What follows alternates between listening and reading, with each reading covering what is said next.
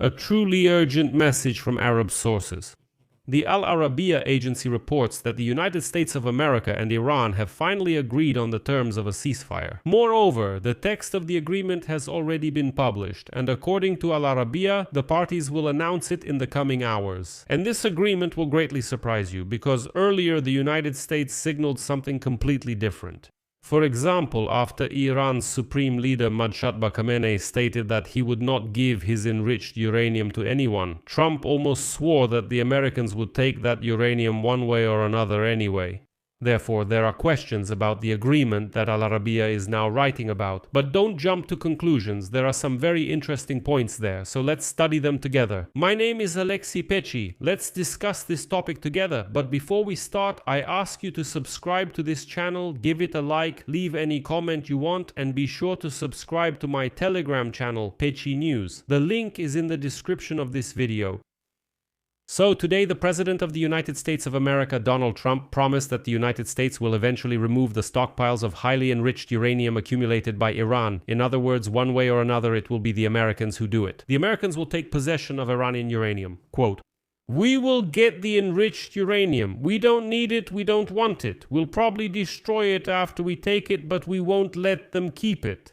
But why make such a statement? The thing is, the day before, Iran's supreme leader Mojtaba Khamenei issued an order that uranium enriched to a level close to what's needed to make nuclear weapons should not be taken out of the country. So he essentially rejected Donald Trump's main demand. According to sources, earlier US President Donald Trump assured Israel that Iran's stockpiles of highly enriched uranium needed to create atomic weapons would still be taken out of Iran, and that the corresponding clause should be included in any peace agreement. Israeli Prime Minister Benjamin Netanyahu also said earlier that it would not happen to consider this war over until the enriched uranium is removed from Iran. Tehran will not stop supporting armed groups in the region, and its ballistic missile capabilities will not be eliminated. Until all of this is accomplished, the war is not over. Nevertheless, a high-ranking Iranian official told Reuters that, quote, "The directive of Supreme Leader Mojtaba Khamenei, as well as the consensus among the ruling circles, state that the stockpiles of enriched uranium must remain on Iranian territory." Senior representatives of Iran's top leadership believe that sending uranium abroad would make the country more vulnerable to future attacks from the US and Israel. Well, against this background, the assurances that an agreement between Iran and the US is supposedly ready sound very strange. For example, Pakistan's Interior Minister Syed Maxim Naqvi held a new round of talks in Tehran with Iran's Foreign Minister Abbas Araghchi, discussing a proposal for the terms of a peace agreement that would put an end to the American-Israeli war. This was reported by the Iranian agency Tasnim, after which US Secretary of State Marco Rubio said that certain positive signals had appeared. However, it will be impossible to find a solution if Tehran implements the system for hacking the passage fee through the Hormuz Strait, which is about to be applied. The main shipping period has been in effect since February 28. But the United States of America is actually also interested in ending the war because their forces are still worn out. Well, for example, Bloomberg reports that the United States has lost about 3 dozen drones since the war with Iran began. MQ-9 Reapers have intelligence and surveillance systems, but can also carry missiles and guided bombs. Each drone costs about $30 million, making them major financial investments. Just the losses from drones alone are approaching $1 billion. In quantitative terms, the Americans may have lost up to 20% of the MQ-9 Reapers they had before the war began. At the same time, such drones are no longer being produced for the US Armed Forces, although the company that makes them, General Atomics, still continues to fulfill orders for various modifications of these drones, but now for other countries. And to replace the Reaper, only about 10 Avenger model drones have been produced for the Americans. The MQ-9 Reaper was actively used in Iraq, Afghanistan, Africa, the Middle East, in Eastern European NATO countries, and over the Black Sea.